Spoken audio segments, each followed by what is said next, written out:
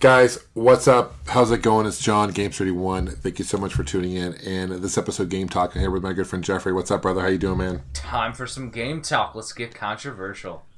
Game Talk, controversial talk. We're probably going to open a can of worms in this episode, and we'll see what happens. But one time about the term... in anger. One time about the term eBegging, because this is a term that I've heard in the community, in the past, and it seems to be kind of brought up quite a bit lately. Not with my channel, but with other channel, good friends of mine. So I want to kind of ask you, Jeffrey, what's your definition of e-begging? Because I still don't know quite what it is. It's like if I were to say e-talking or e-walking or e-swimming, that to me makes as much sense as the term e-begging. I don't know what's your what is e-begging?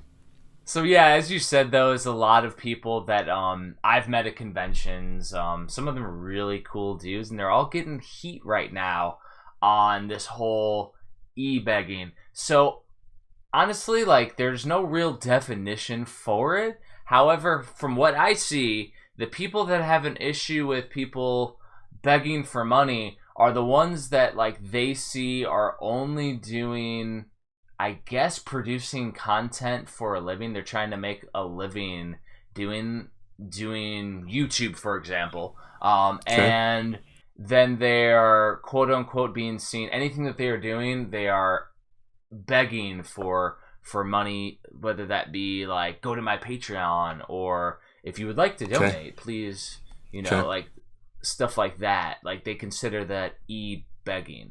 The newest one that I saw, asking for money, essentially, I guess through their channel, is e-begging.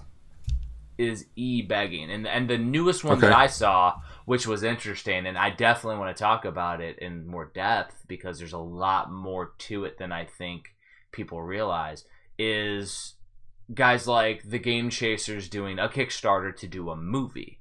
And they're considering that e-begging, which Kickstarter is a site to raise funds. They're not begging. You get something for the funds. Now, where they have issues in that I would like to go to in detail a little bit. I guess in that case, everyone who creates a Kickstarter page would be essentially an e-beggar. Is that correct? In this definition of the term e-begging? Okay. E-begging would be if they say, go to my Kickstarter to fund, when I release a book, go to my Kickstarter to, help support the book. Well, if people don't pre-order the book, I can't do the print run. Correct. So if I'm watching PBS and they do those, marathons, yearly marathons, asking for money to chip in for PBS to keep that show alive, that network alive, that would be considered e-begging or no? Because it's on TV. That would be TV begging, I guess, and that's because e-begging, the E part. I think the E part is online, electronic begging. Yep. Okay. And so to me, first of all, let's draw some parallels here. So, if people are doing YouTube for a living, for example, let's go to that realm. I still want to go to the game pictures in a minute. Is it a sin to do YouTubing? I mean, is that a terrible thing to do YouTube for a living? Look, I don't do. Well, you know this. I don't do YouTube for a living. I have my day job still. I don't have a Patreon, so But I do have other projects I work on. I know you as well. But I'm just going to go ahead. Sorry, go ahead. Yeah, so I know definitely you are not part of that, but if you say you do YouTube for a living, which is some of your friends, some of our friends, for example, I don't know, let's say the Metal Jesus crew, right? Mm-hmm. Some of them, some of them have jobs, so there is that. Majority of them have jobs. Majority of them do have jobs. Yeah, but. Well, no, I take that back. They clarify they all have jobs. Even Jason has a job, and his job would be YouTube. So that is his job. So correction, they all have jobs. Then my question to you is, how many people do you know own their own business out in the real world, out in the community? Whether they run a freaking handful, whether they run a barber shop or whatever. Sure. Well, if you're going to go promote your barbershop business to try to garner traffic, would you be begging for people to come in? I guess it would be the same thing if you're on your YouTube channel, which you do for a living, for example, Jason Metal Jesus, right. is he begging for people to come onto his channel, or is he just trying to garner traffic, publicity, and promotion to further people to enjoy his content? Here's the deal. I mean, bottom line, it's very simple, and I think we're complicating things by throwing this term e-begging. People who are going to donate are going to donate. People who won't. So I've never seen anyone, none of my friends, and I'm sure there's people out there on YouTube who do this, and that'd be unfortunate, but no one that we're talking about here have gone on straight up and said, give me money or else I'm not going to do this. That'd be different, right? I mean, if I was to go on a channel and say, guys, I really need money here. If I don't raise this amount of money, my channel's done. Like holding my channel hostage, or, that's one thing. Yeah. But if you're like, hey, I have a Patreon. If you guys want support, I got some really cool exclusive stuff on there. I'm going to post updates that you'd only get there. Hey, I'm doing this cool movie project. Or, hey, I'm doing this cool game, or I'm doing this cool book. That's different, because that's, like you said, that's people who are going to support that are going to support that. And anyone else who complains and bitches about it, I'm sorry, I'll probably get some heat for saying this, kind of comes across to me, I'll be honest with you, as jealous. Well, there's the jealousy part, but the other side of the aspect is that, I mean, I've done multiple Kickstarters, and no matter how much promoting I do, I still run across people at all the conventions and everywhere that they don't even know that, like, my books exist. And I've sold thousands and thousands of copies, and I'm a small time publisher. But the thing is that, so if you don't say you have a Patreon, how many of all those subscribers aren't even going to know it exists? You have to promote it. You have to talk about it. You have to mention it. It could be how you do it, but I haven't seen anybody that's been on the chopping block. None of them have come across as like a little sad puppy dog and there's rain in the background saying, please donate to my Patreon. I haven't seen anything that crazy. Like, one of the major ones that I saw that was getting a lot of heat was Jason for posting his basement link. And the thing is, though, is that, number one, if I film in my game room and I have a leak and I can't film for a week, and you're filming content all the time, number one, all the viewers are going to want to know why he can't film. Well, he's showing them now, hey, there's a leak, I can't film right now while this gets fixed. Number two is, I had my basement flood like a couple houses ago before I moved, and a lot of stuff got destroyed, and it was a traumatic thing. Like, I showed pictures and stuff, and I wasn't begging for anything. I was just like, holy shit, look what happened. This is crazy. And then people in the community gave me hints and things on how to, like, open up all your Nintendo games and make sure, that the boards aren't wet. And some of them were. So I had to, like, manually dry, like, Nintendo games and stuff. But, like, that's part of it. It wasn't, I watched the video, he wasn't begging about anything. Like, I guess he posted a link to his Patreon like he does on every video. Well, like on every video. Doing that special is just a normal thing that he does, and so people know about it.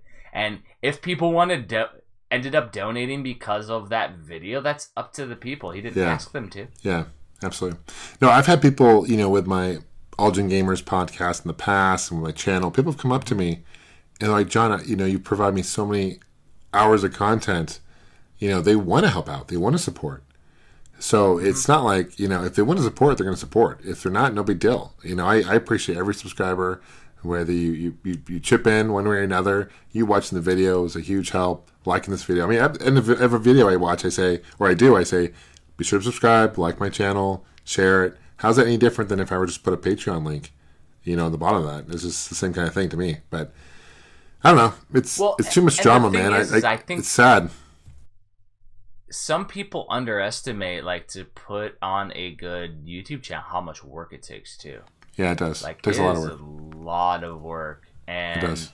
Like, it depends though, because like how we're doing Game Talk it's a little less crazy, but even with that, like, our last whole session was almost crazy because my microphone, it picked up on the wrong microphone, and it's crazy. Everybody heard the last Game Talk. It was crazy. Yeah. And it was literally like a crazy, it might have been 2 Game Talks ago by the time this airs. Right, but it was like my microphone that I use, it was pulling from the wrong source, and we can't use it. Well, that's just a lot of content right there. Like, instead of re-recording stuff, we kind of just put it as a wash, and maybe we'll cover those in the future again. Yeah. But it takes a lot of work, and this is where I want to do that segue back over to the Game Chasers Kickstarter.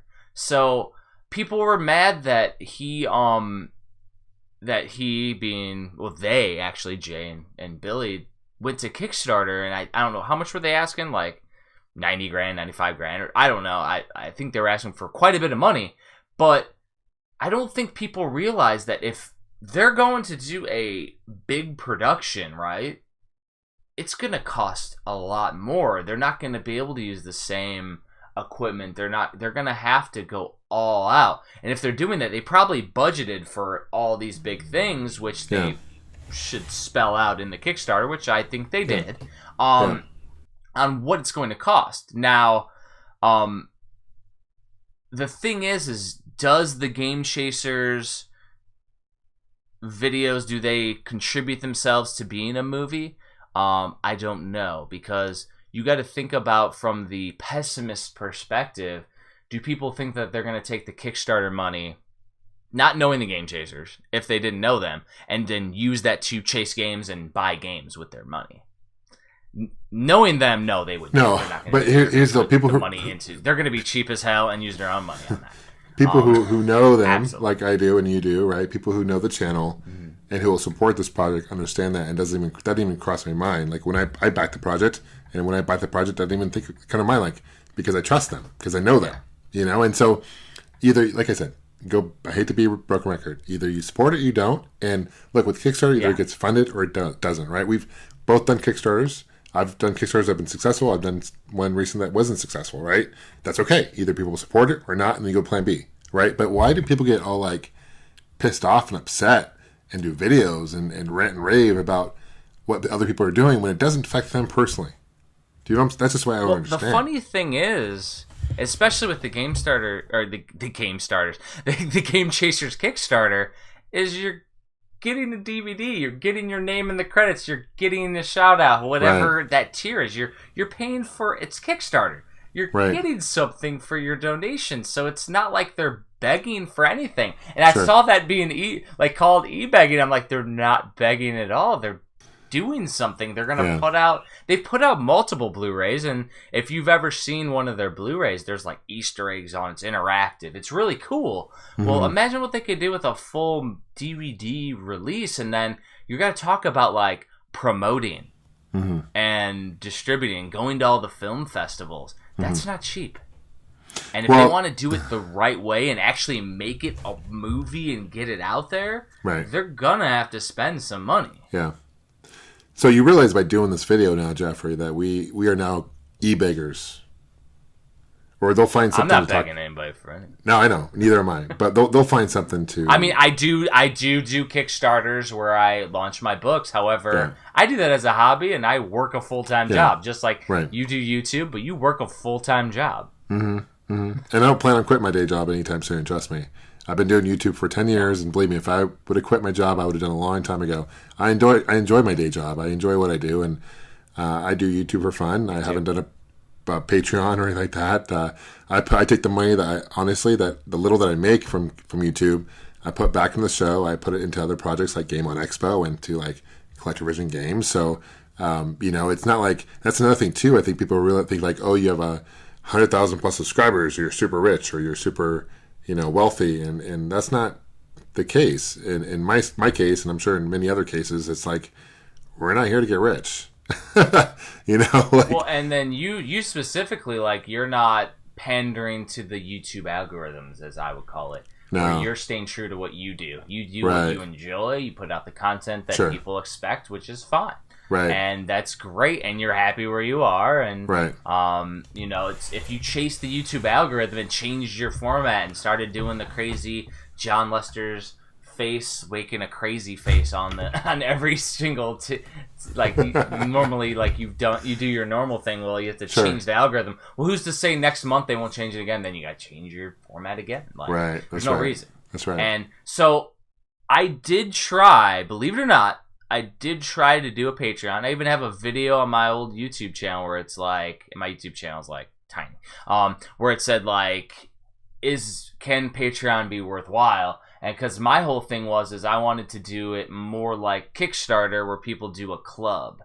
And like say do my book club, and then like if you do this tier you can get items and all this stuff, and it was a nightmare to try to keep track of all that shit. Right. Patreon like is literally much easier if you just do like a donate system and you get stuff.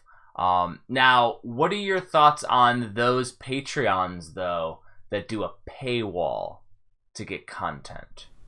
I don't know. We got our Gamester episodes, but then we got our Gamester Patreon exclusive episodes that you get, or you get them a week early.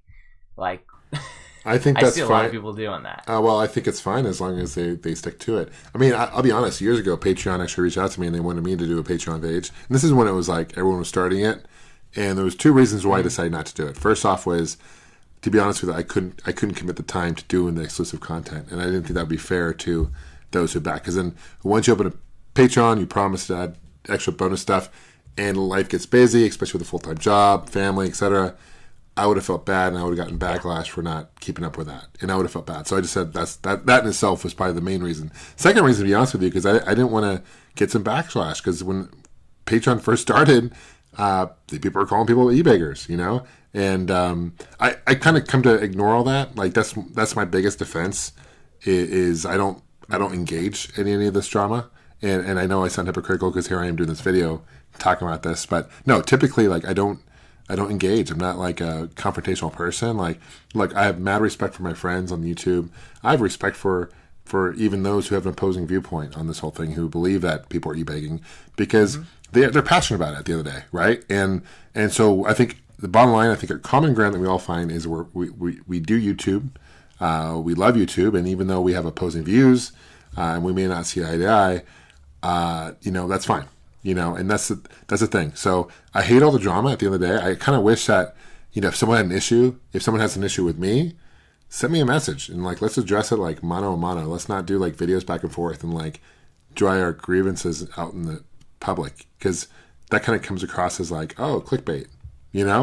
So that's just my opinion, but yeah, 100% right. And like I almost see Patreon, and we mentioned it in the previous game talk, where like after 35 you get set in your own ways. And I almost see like Patreon, especially like you were talking like you were approached, well I kind of see that in the same boat as like Kickstarter, even where I got a lot of backlash in like the Nintendo Age community because I took my book and associated game Jeffrey Whittenhagen's Black Box Challenge to Kickstarter, and I was like the first Nintendo game, NES homebrew game, that went to like Kickstarter from that community, and I got so much backlash.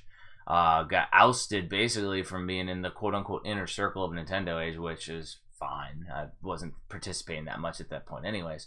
But like I got a lot of backlash, and then all of those guys that were doing that now are doing the same thing with Kickstarter. They just couldn't see how it was beneficial at the time. Right. And it's the same thing with Patreon. It's the same thing with all the other things. Like and it's just like what you said, if you don't want to use Patreon for your channel, you don't have to.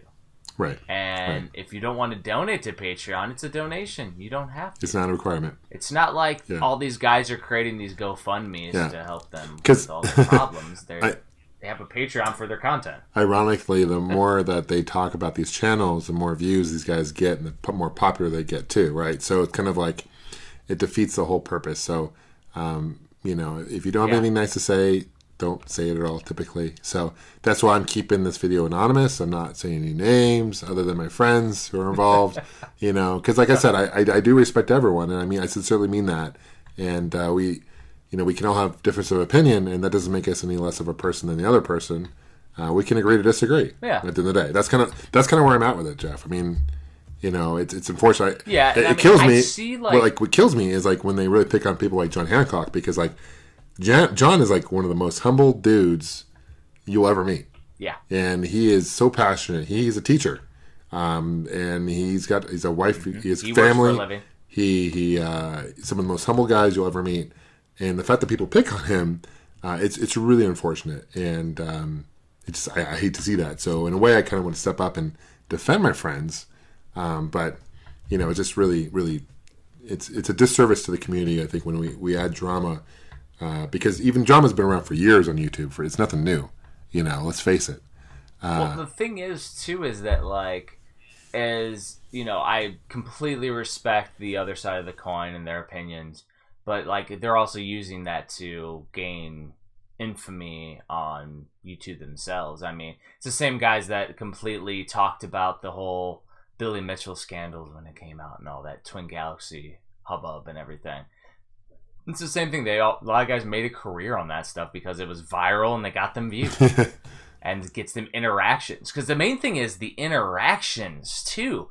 Because, you could put out, and get, 1,000 views and you're going to get, 6 comments. Well, with those type of controversial subjects, you're getting tons and tons of interactions to the point where you can't keep up with it. Yeah. And people are making a business on the interactions, which it's fun. Yeah, and again, I don't really engage in much of the drama, so I haven't seen many of these videos where they're talking about eBegging, but do these channels that talk about eBegging, are they monetizing their videos when they're doing this?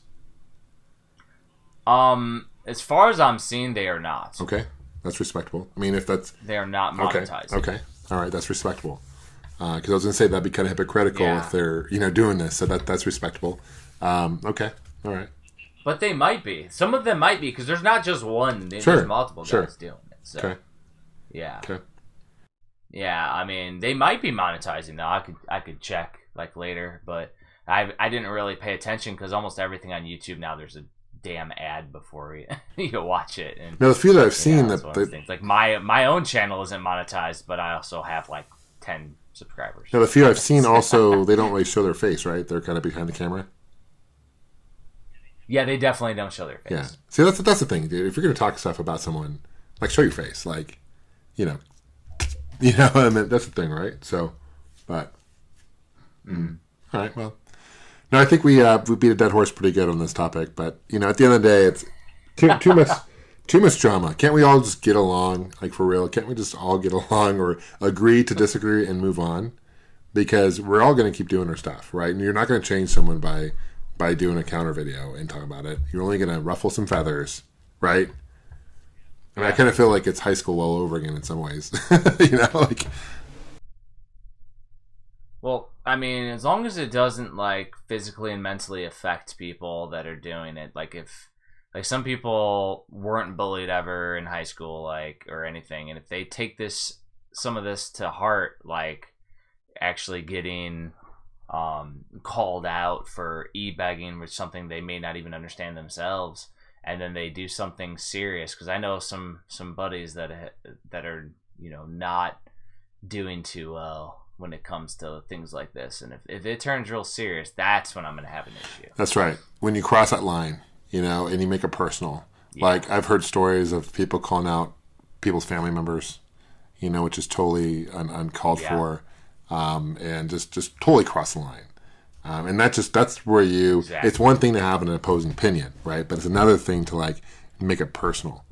You can talk and say, hey, look, I don't agree with what you're doing, and you shouldn't be asking for money in this situation. But at the end of the day, do you know that situation as well as that other person does? With the Game Chasers, right? We don't know. They're asking, I forget how much they're asking for, but I've talked to them and I know they're putting a lot of their own personal money into this movie as well, right? So, but we don't, you can't assume that they're just going to pocket the money and walk away, you don't know how much money goes into this, That's just... Well, and that's just it. Even if you did bar napkin math, it's a lot of money if you're going to do it right. And, if you're really that, here's my advice. If you're really that passionate about I can do a movie a lot less expensive, go out and do a movie yourself. Go do it. Take that passion and run with it. Take that passion and prove it wrong and do it, because you might be able to do it. And kudos to you if you are. But in the time being, don't make it personal. That's not cool. That's definitely not cool. So I'll be honest. I just stay away from all the drama. I just don't engage. I don't watch. I don't. Now it's all coming. It's coming. Bring it on. No. I really hope it doesn't. I'm sure. I'm sure it will happen. It's inevitable. But at the end of the day, I know who I am. I haven't changed, like you said. I haven't changed the way I do my channel for years. I don't ask for money. I'll do stuff with like Collector Vision games and things like that, where I'm talking about a game. But I'm never like, hey, go buy this game. It's like, hey, if you want to buy it, go for it. If not, no worries. Well, either way though, they should go buy your games because they're getting a game. Right. You're not donating money to make the game. You're pre-ordering the game. Right. Like that's not begging whatsoever. It's saying, "Hey, I'm doing a game. It's gonna be cool. Yeah. You're gonna want to play it." I mean, I like Sydney Hunter for example. It's awesome. So like you're gonna want to play Sydney Hunter on the Switch. You might want to go buy. Like, you know what I mean? That's not now some people aren't gonna want to play it. They're not gonna like platformers. They're not gonna want the game. That's fine, but it's still going to be a cool game, and you're still going to buy the game and not necessarily just giving John Lester money in his pocket. Yeah, that's true. You know what I mean? And by the way, none of those game sales the money doesn't go to me directly anyway. Like, that's all to Collector Vision. Like, we're a group of people. It's a company, so it's like I said, I'm not getting rich doing the stuff. That's not the point. I do this for fun, and that's really the bottom line. And I believe that there's Go ahead.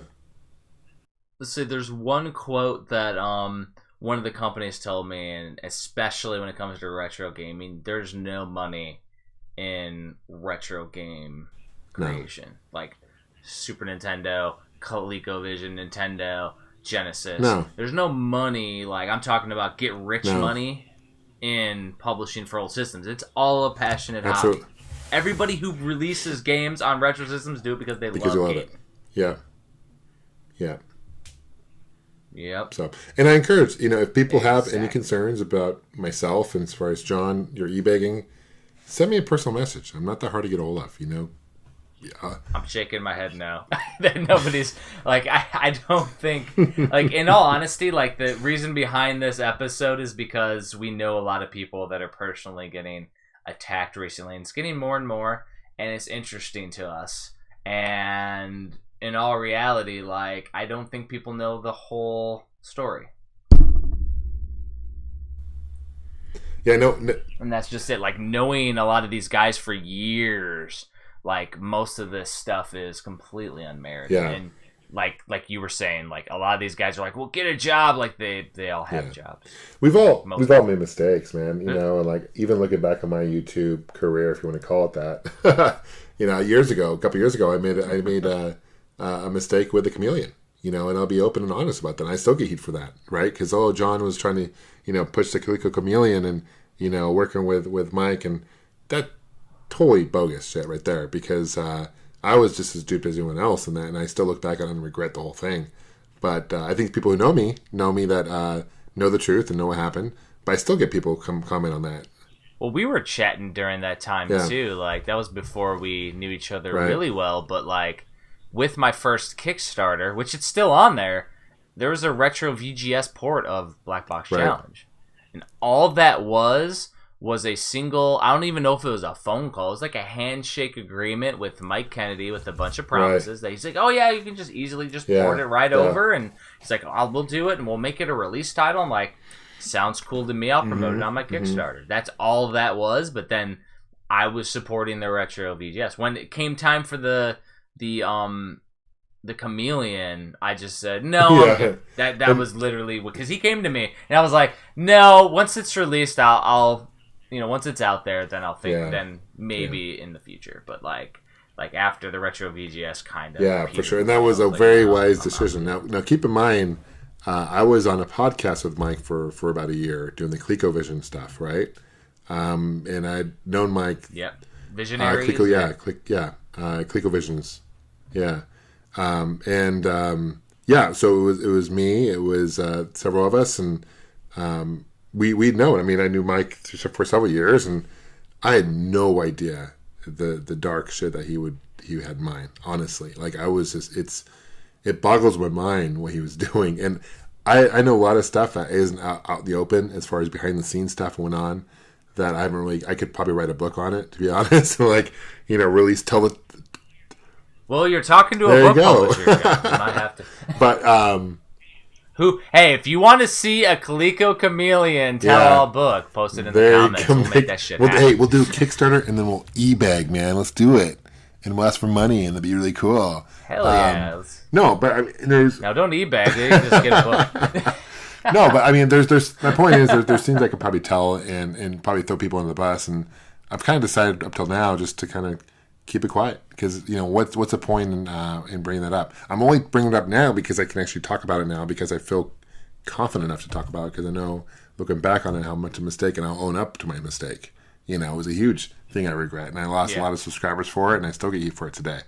But it is what it is. I mean, my point, I guess, at the end of the day is we all make mistakes, and no one's perfect. And if you want to believe eBegging's eBegging, then more power to you. But don't take it personal. Don't make personal attacks on people. That's not cool. That's just very petty. Yeah, and I mean the other thing is like without knowing the personalities behind and the way that certain people do content takes a lot more editing, a lot more time than others. Like sitting not behind a camera and just throwing out some audio with some screenshots is super easy to edit. Whereas if you're doing a crazy, comprehensive, multi-video game like GameSack and Metal Jesus where you have tons of cuts and everything, and that takes a lot of hours. So, I mean, it becomes a job at that point because it takes as much time as a job. I mean, hell, my books, I put hundreds of hours into each book. No, I know you do. I know you do. Easily. Yeah, absolutely. And it's like, I do it on the side as a hobby, but I also have no YouTube style expectations where I'm supposed to put out content every day. Right? Yeah, absolutely. That's right. I mean, and that's the thing. So that's why Patreon is appreciated by content providers because it does help a little bit when people who want to donate do donate. So they just it's kind of like available.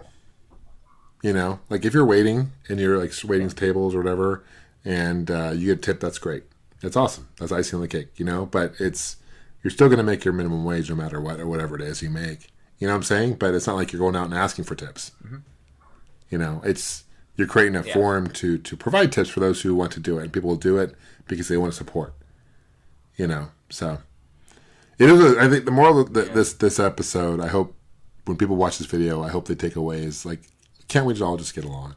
like for real? Can't we just get rid of the drama? I know it's not going to happen, unfortunately, but I really wish we could live in a day where there's no drama on YouTube. That'd be great because, when I started YouTube, no drama on YouTube. Remember when I first started YouTube, it was like still fresh and there's very little drama, and it's just kind of gotten crazy on the other hand, and it's really unfortunate. So, and like I said, if someone has an opposing viewpoint, people have to go attack that person. It's really unfortunate. So I'm sure we're gonna get videos on us talking shit, which is really unfortunate. But it is what it is. We got to move on. So. Cool. Anything else you want to add, man? No, I think it's pretty good. I mean, if you think about it, like Patreon's a tip jar.